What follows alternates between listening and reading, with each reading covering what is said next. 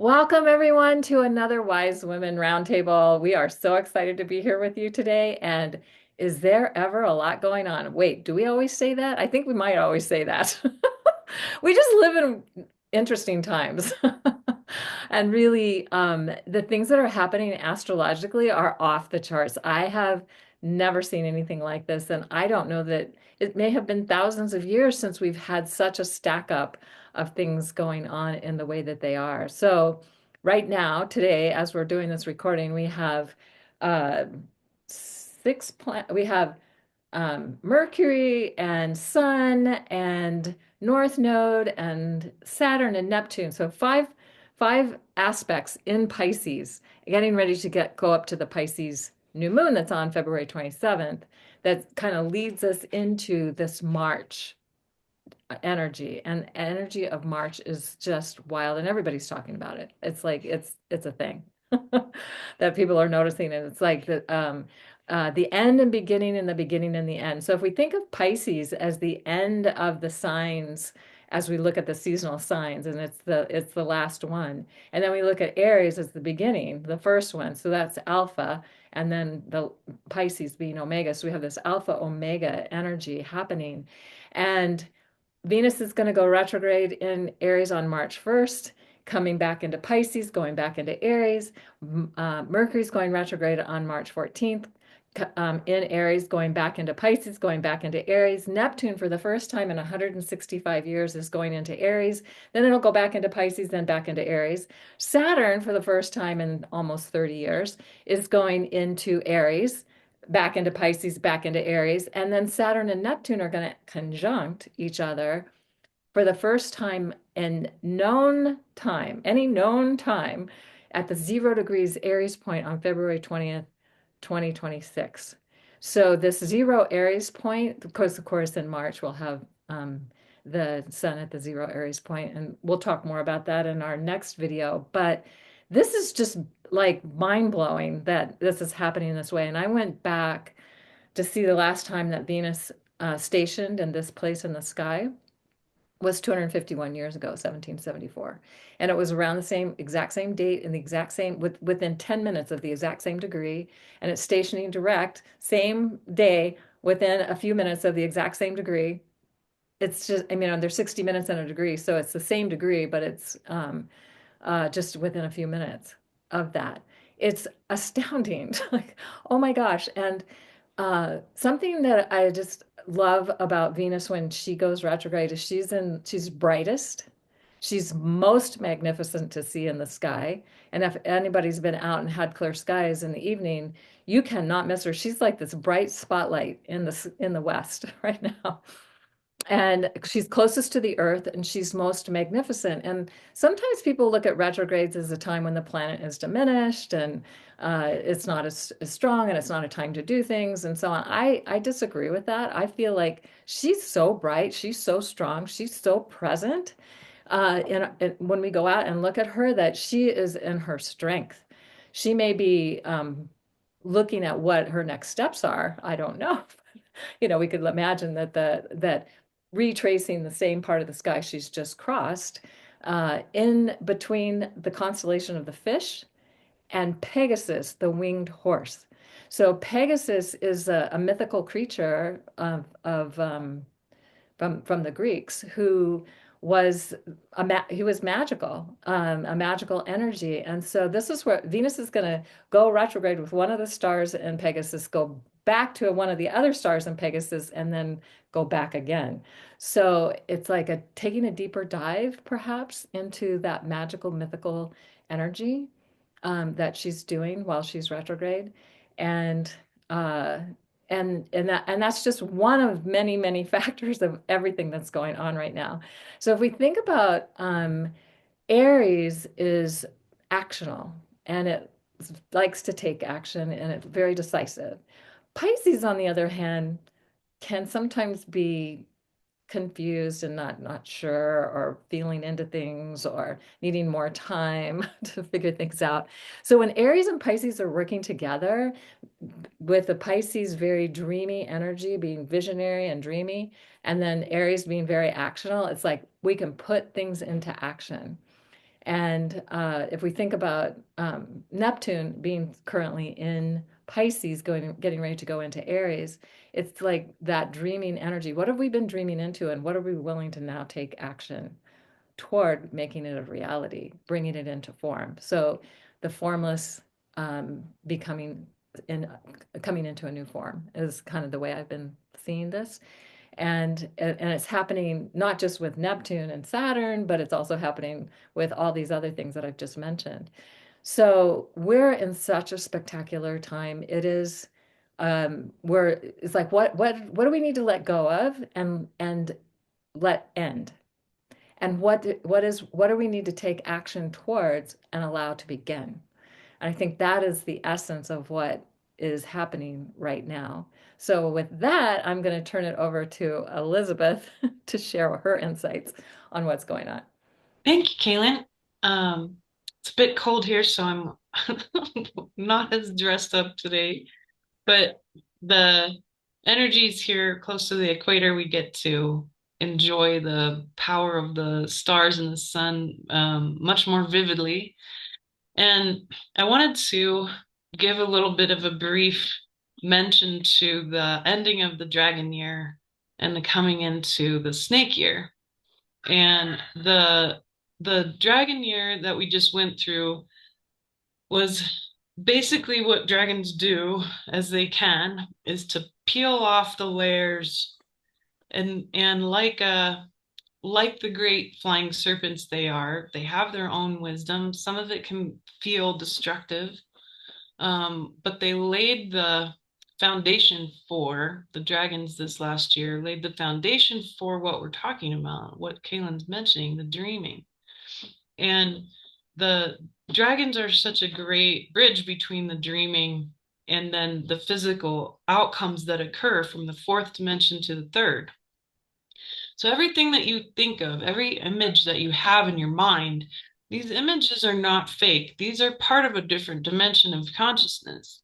And when you start to recognize that you as a creator being, first, that you are not your body, that you are this immortal, immense soul, and that the body is an incredible technology and an interface that you utilize in order to work with all of these dimensions. That makes the dimensions far more tangible, far more useful. Then they're not just conceptual, and then we go about our day and do dishes and eat dinner or whatever. It's more than that. The images that you come up with have to be cleaned up too. So the dragon kind of forced to the surface all the different structures that need to be burned down, all the different systems. And then it revealed things like altruism. It revealed things like um, who are the people that you need to surround yourself with? Perhaps you lost friendships, perhaps you lost relationships. But then when that was stripped away, the extortion of the matrix energy got shifted so that you have a chance now to step into the light. And what is that light? It's natural law. And there's really no creature who represents natural law more than the snake. So we've come out of the matrix. It's been burning down in Ecuador. 60% of Ecuador burned this past year. It was really terrifying, actually. But it was such a great example. One of my friends who's a local mystic, she said, it's the baby dragons. They burn, they're burning down all of the stuff that can't exist anymore. But what it did is it forced all the people to work together. It forced us to volunteer and show up and fight the fires and be on the ground and be with Mother Gaia and save the animals and the trees and work for what's truly valuable. And so now we have that moment where out of the ashes arises the power of Mother Earth. And here we've witnessed the fungi, the beautiful fungi coming out of the earth, out of the ashes, eating up those ashes and then turning it all back into soil. And now we have our rainy season and it's beautiful and green again. All those black mountains are all green again. And so that is the signal to dream up a better world. But it requires us to go through with a fine-tooth comb all of those ashes and say, what do we want to take with us? What jewels from our suffering can we learn from? and bring in now. And I really want to remind people that suffering is treasure, and that the idea that we're going to have a new world, this new earth in the future, a golden age in the Satya Yuga where we're not going to suffer is not true. Suffering is so important. Out of suffering comes innovation. And you don't innovate and you don't adapt or evolve without it. It's simply learning. But more so, you can offer up your suffering. We do a lot of work as humans mentally when we don't have to. And that's part of making sure you're dreaming of the new world, and your life is more purified, because you got to hand some of this stuff off to source. We hand it to the source field, to God, to whatever works best for you that connects you to that understanding of God, and say, take it and transform it, because this universe is a place of change. And if you offer it to the divine order of things, all of these sufferings, your frustrations, your despairs, your angers, your bad habits, the issues that have arisen in your relationships, the sadness that has arisen from the things you might have lost, then you end up freeing yourself, but you can actually ask for that suffering to be turned into blessings. So it becomes actually wealth. You're incredibly wealthy as a human being. You have your genetic, epigenetic memory, you have your own personal stuff, and you have your soul's level suffering too to offer up. You really are quite rich. You're born with a great inheritance of trauma, but it's wealth. And so when you hand it off, you can turn it into blessings. And what that does is it gets the gears of the divine law of generosity going, which makes room for abundance. Abundance comes into your life because you're generous without expectation. And you can do that with your suffering. So that's a practical way to use this time right now as we are moving into the wisdom of the snake.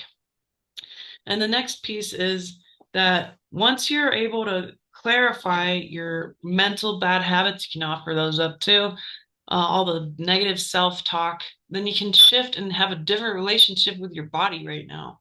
So you can say, hello, body, I love you so much. What do you need? And I like to call this sovereign service. We undo the damage of the selfless service idea where you didn't include yourself. And you need to include yourself. You are the soul in charge of your body. So you include your body and you say, body of me. Um, Maybe you use your name or just my body, or you speak to your body separately, not a disassociative piece here, but a great, grand, loving relationship between the soul and the body. Start to talk to your body separately, and ask him or her, what do you really need right now? Include your body's feelings and its intuitions and its logic and its history in the decisions you make when you're also serving other people and being useful to others, so that you don't leave yourself out anymore, because the new world needs you to bring all of what you know to the table too. And it's not just about us serving and forgetting about ourselves. So then lastly, the snake reminds us that we have to be grounded. Our bodies are naturally oriented to this planet. And so the snake is one of the most grounded animals there are. And it knows how to shed its skin and renew itself. And in the Amazon here, we have snakes called anacondas, and technically they can grow infinitely. And there's been photos of snakes that are 60 feet long, or even longer than that. And they're finding these incredible snakes that basically are the queens and kings of the forest, because they have these incredible lifetimes, and they're also beautiful and gentle in their own ways. So don't be afraid of the snake. The snake is showing you, go get grounded, go lay down on the earth. People want med beds. You don't need a med bed. You have the sun and you have the earth. Go lay out and get your sunshine. Mental health is dramatically lowered in the wintertime in the north because of the lack of sun, but you still have enough to be effective in your wellness. And the earth is always offering you negative ions to heal your body.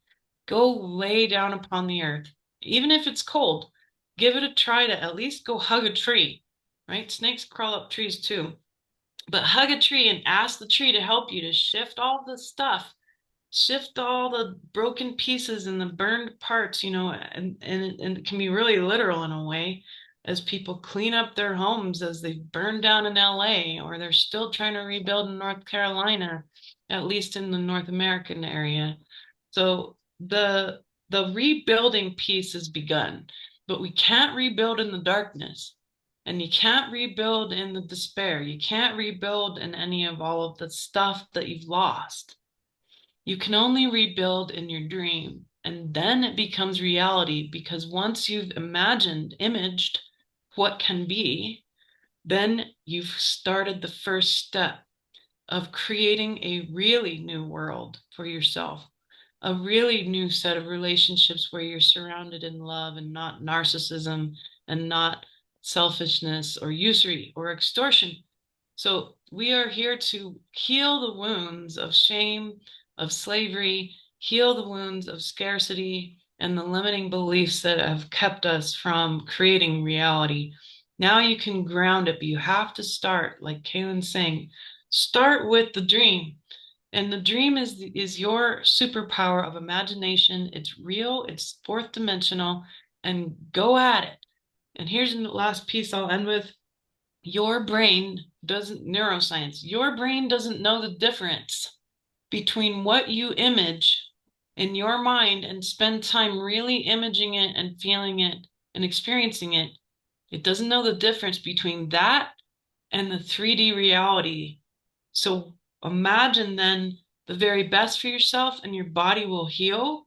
And then you can start to see that the universe wants to help you succeed in creating these things in the 3D too.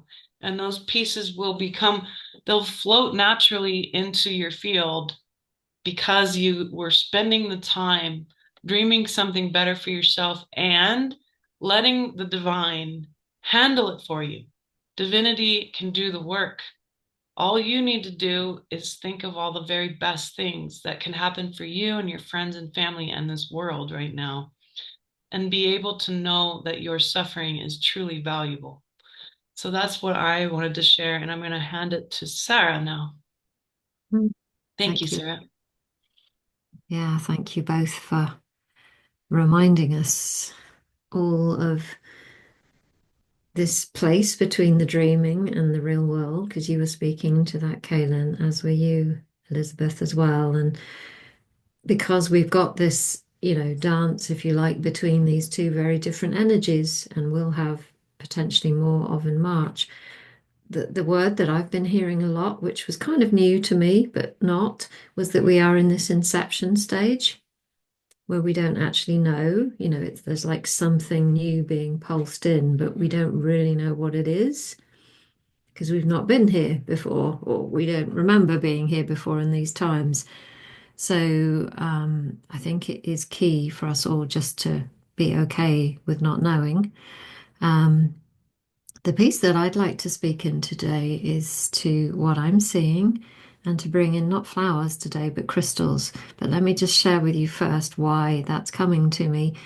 So, one of the things that I've seen a lot in my own world of essences and the kind of vibrational healing and the multi-dimensional people that, have I've hung out with is that they know on some level, without really knowing, they know that they have a piece for the collective. But, it's been kind of hard to make a living or to even get people to take much notice because they're like, are these people just like completely crazy? Because people don't understand it. And it's kind of, you get the glazed over look. And I'm sure you're both very familiar with the glazed over look when people like don't really know what you're talking about and they kind of leave the conversation, even though they might be nodding their heads. What I'm actually starting to sense now is that there are enough people now able to understand this so that it can actually get grounded and birthed on the earth. we couldn't do a lot of it before because there weren't enough people ready. No judgment. It's not judgment, it's just what's happening. It's just like there's enough people now to actually hear and understand, which means that people like that can actually start descending it now onto the earth because there's room and space for it. So what I'm seeing in my own world is that these amazing healers, or even in myself as well, and I think it is very much to do with the new energies, we're all of a sudden, without really knowing why we're doing it, we're receiving the confidence or the clarity or the space to actually start to move into these new places. Um, and what the reason I've been drawn to talk about the crystals, and for the last couple of years, I've been more of a flower person for many, many years in my life, although I teach about and know about using essences with crystals. But just in the last year or so, I've wanted to use crystals and I've just kind of clocked it and I've started to understand why. Um, so when we have these very big multi-dimensional messages, which are so different and so not really understandable, and one of the ways you might recognize yourself is that you know something, like somebody I was working with this morning, she was like, that was so useful to do what we did today because I've never known how to actually put what I do into words. I didn't know how to say it. And so we kind of bring in, we've got all this amazing, expansive, etheric energy, but there's no structure around it because we haven't got the words. We don't really know what we're talking about, and people don't know either. So there's no structure around it. So, for years as well, women have kind of like burned their bras, haven't they? And gone, we're fine without you. We've taken away the structure. It's what kind of like came to me. It was like, I think this time is ending where we actually need to learn to be held and to receive. And we can't do that without the masculine structure. Now, that isn't necessarily, be the same for guys as well. It's not about male and female. It's about using the yin and the yang appropriately. So, how can we communicate what we know in 3D language? How do we use the words that are accessible? How do we actually understand it ourselves? And so, how do we structure it? Because if we're holding bigger energy, which I think we are, the bigger the energy, the more holding you need. Because otherwise, as a human, it's really hard to hold it all. So this is kind of the place where the crystal essences can come in. So Steve Johnson of the Alaskan Essences, who's now in spirit, but often pops in when we're doing this kind of work, always used to, they have a threefold system in the Alaskan Essence. They have the flower essences, which raise consciousness. They have the crystal essences, which often people call gem essences, which are like the scaffolding that hold the consciousness. And for those of us who, can feel better, we might take something or do something, we feel better. As soon as we stop doing it, we go back. We go back to how we were before. And that is often a sign that we don't have the scaffolding, the energetic scaffolding in our body to hold it. And this is where something like crystals can come in to act as the scaffolding. So, so it's about like bringing, if we wanted to lean in the vibrational healing world, we could use them. So I kind of asked for two crystals to come forward that could support this, that everybody would maybe be able to use.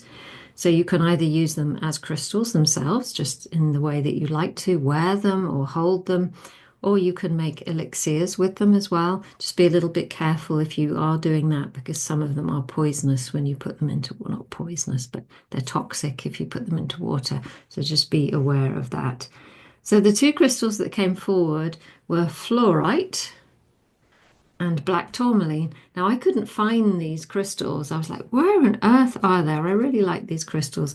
And then I realized I finally found them underneath my pillow.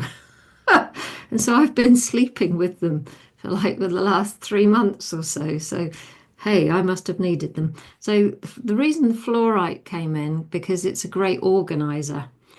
I've actually got two here. I'm not quite sure which one will show up. This is a very beautiful purple and green one there. And I've got another one which has a completely different shape as well. So they come in slightly different colors, but it's really, really good for breaking things up. It's often called the breakup stone because it can kind of like uh, any restrictions or any holding places in our body, it can just like, like really clear out stuff that we've had resistance against. So it can help with structuring new ideas. It can help putting structure around this new earth that we're birthing. It can, so therefore we feel clearer, we feel more focused. I can't speak now. It's obviously working because I can't speak anymore. It really helps us ground multi-dimensional insights into kind of structured thoughts. And like if so you had to write a book, you'd kind of, and first you need this, then you need this, then this, so that people can understand it. So fluorite is really, really good for all of that. You can just kind of go and read about it, really. It's as an essence, it's really useful to put in a spray bottle and just keep spraying it around your field just to break up any places of resistance.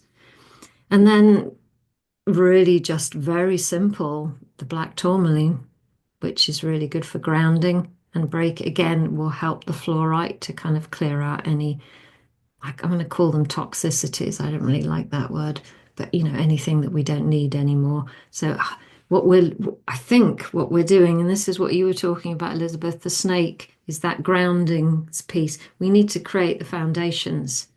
This new earth is not just going to kind of like, well, who knows what it's going to do, but it will need foundations. So black tourmaline will be a really helpful place to bring those foundational pieces and also really work with our nervous systems as well.